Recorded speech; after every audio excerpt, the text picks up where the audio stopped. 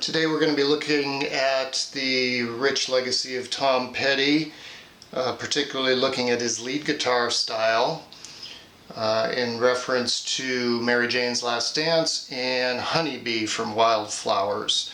Previously I'd done a lesson on Listen to Her Heart, which shows Tom's rhythm playing as well as some of Mike Campbell's lead style. Today we're going to be focusing mostly on Tom, of course. And let's jump right into Mary Jane's Last Dance. The intro and the chord progression is really simple. 3 chords, A minor, G, and D. But he does little hammer-ons with at least 2 of the 3 chords. With the A minor, you want to hammer on the 4th and 3rd strings.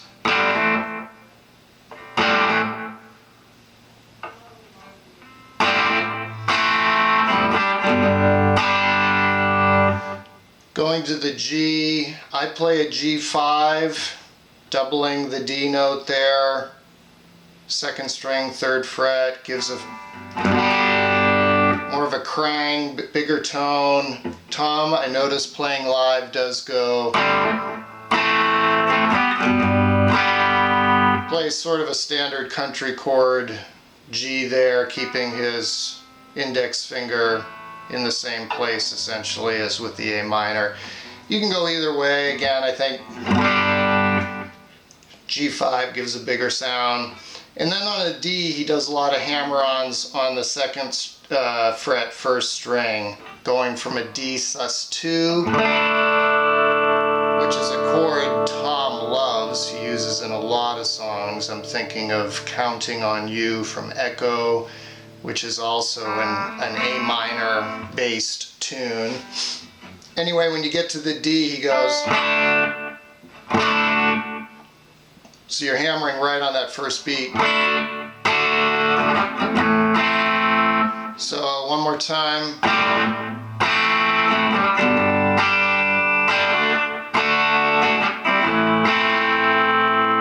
And then the second time around, he adds the G note, 1st string, 3rd fret to the A minor, making it an A minor 7. So again, same hammer on with these 2 fingers. Then you get that nice crang on the G note there. And then if you look at live performances of this, it seems like lots of times on the D he doesn't even hammer on, he just plays the D sus2. He leaves that 1st string open. And as we'll talk about in a second, that's something that he and Mike Campbell both do a lot. They like to get that ringing 1st string open. Again, a sus2 creates that little bit of tension wanting resolved because you've got a tension between the D note and the E note, the 1 and the 2 in the key of D, that wants to resolve back down, back to the A minor.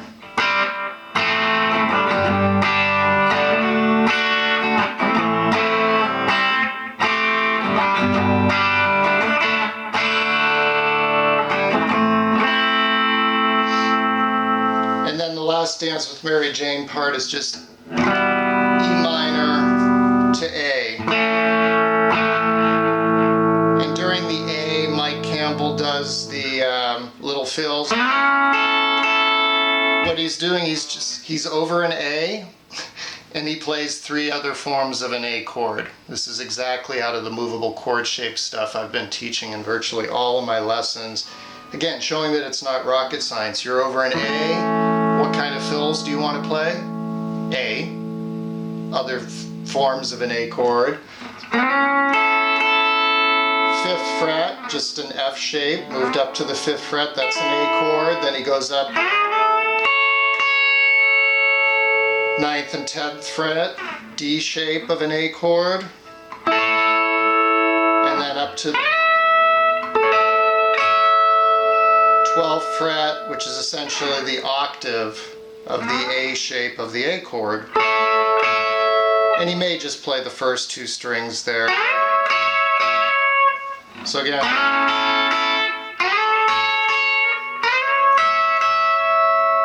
if you were just going to do the first two strings. But that's Mike, not Tom. Then the second time around, I feel summer creeping in, da da da da da, 10 again, and then it resolves to a G. And again, I think you can hear the difference between the D with that 5, the G with that second 5 note, the D added, versus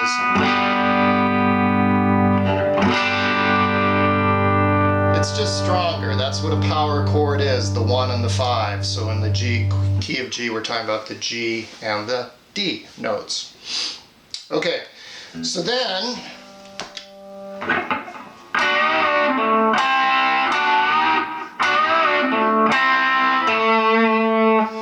that's Tom, okay, and they double it, they both play it.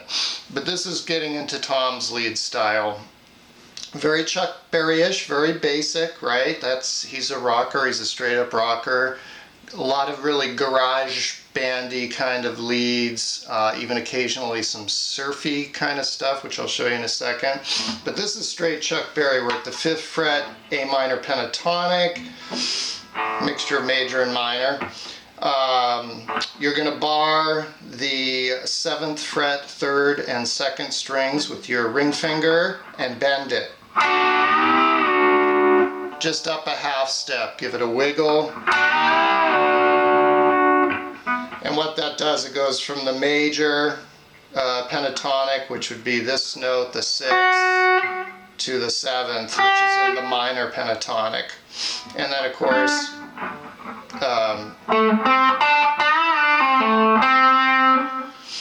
bending the 3rd is bending the 4th, is the standard bluesy, rocky bend right here at the 7th fret, 3rd string. So you pair them together, you've got a double stop bend.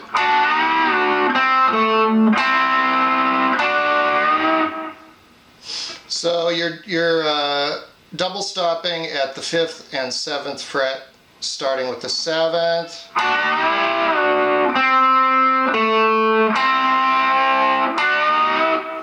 And when you do the one on the 5th, you're just giving it the slightest bend. It's hard to play slowly.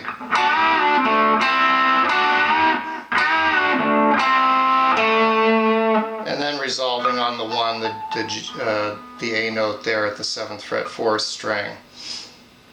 And they just play that over and over, and then Mike kind of launches into one of his single open first string kind of.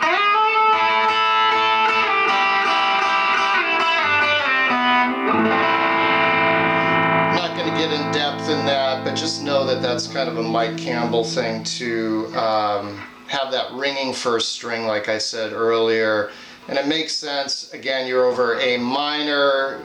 So he starts with the A note, 10th fret, 2nd string, and he's playing it with that open E note first string and playing notes that are in the A minor pentatonic scale. A,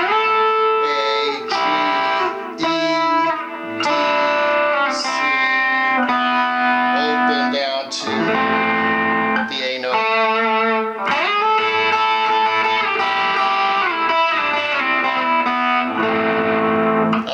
Transcription of the solo, that's just the notes he tends to use when playing over an A minor. You can play around with that. Then Tom takes a solo when they're live, and he does a very, again, Chuck Berry-ish, he does the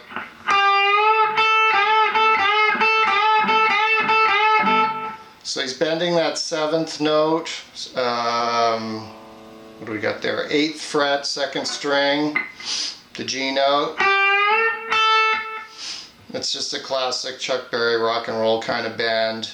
You're bending it up so it's approaching the A. That's another way that rockers often play it, with a slide instead of a bend. But he's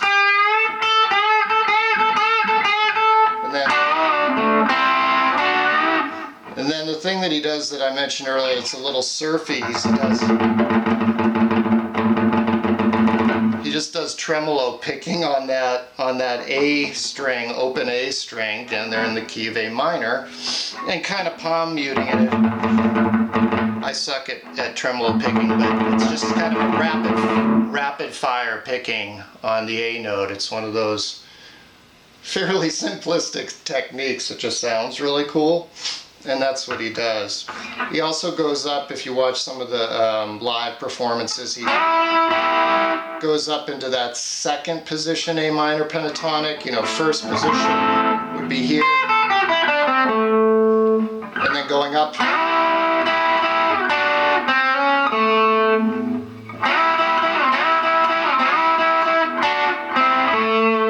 I've shown you in lots of other lessons. So we've got the 9th fret 3rd string, 8th fret 2nd string.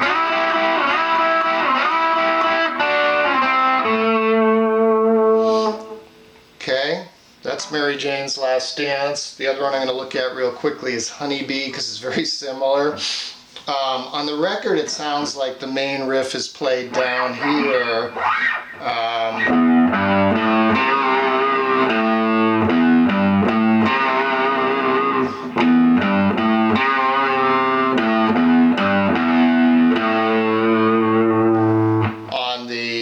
First two strings, so starting with the open E, going up to the G and the A, hitting on the C note, 5th fret, 5th string, 3rd fret, and giving that a wiggle.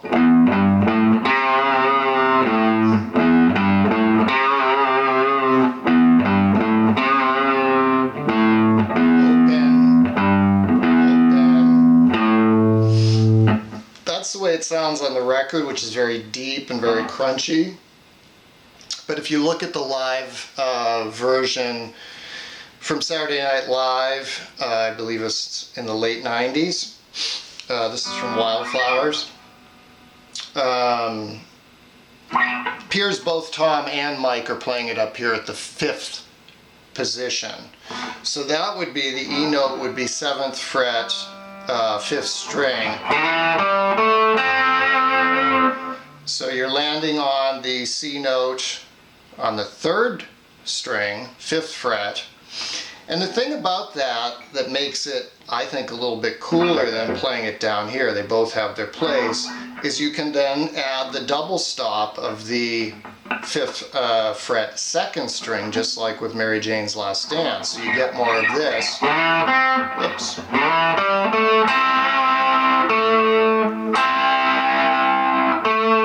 And again, just giving it the slightest wiggle again, just like with Mary Jane.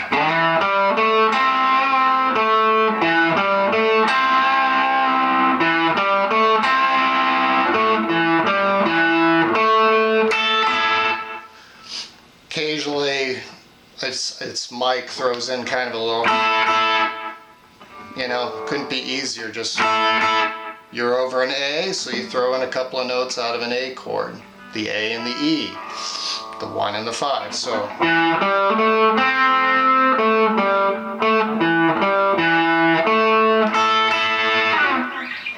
Occasionally, some little licks out of the A minor pentatonic. And then after the main lick there, the bridge or the chorus, whatever you call it in this song, just walks up the A shape of various chords, starting with an A. Go figure, because they're an A, so C, D,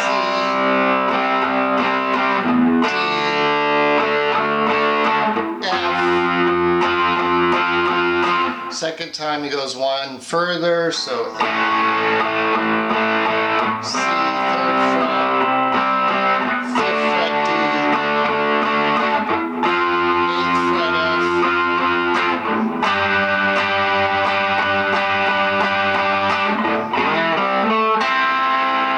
F, etc. So that last one was a G at the 10th fret. And just your standard. I play it with the pinky, as does Eric Clapton and many others. You can play it with your ring finger. pinky you get more leverage, I find.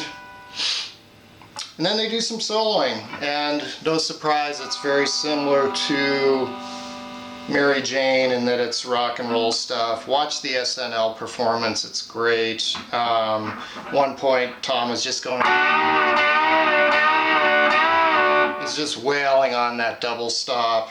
It's the exact same one that is the classic Mary Jane's Last Dance, 7th fret, 2nd and 3rd strings. Use your middle finger to get some leverage there. He does more of this.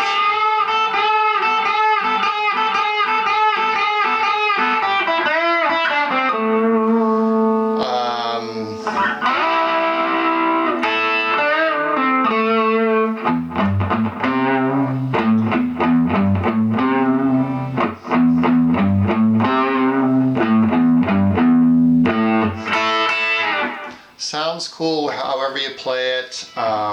Play around with it. A lot of people ask me questions about my gear, so I'll go through that real quickly. Seymour Duncan Jerry Donahue pickup on a Fender Telecaster turned into an Esquire. Quilter Mini 101 head on the lead setting.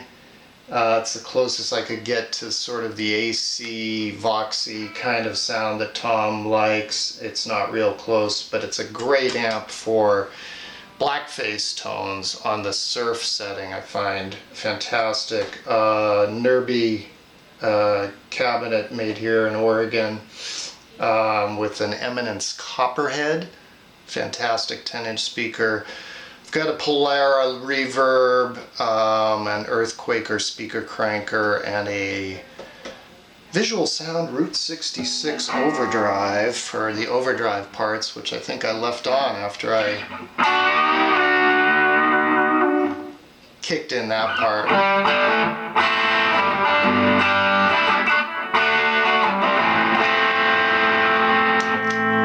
Without the Route 66.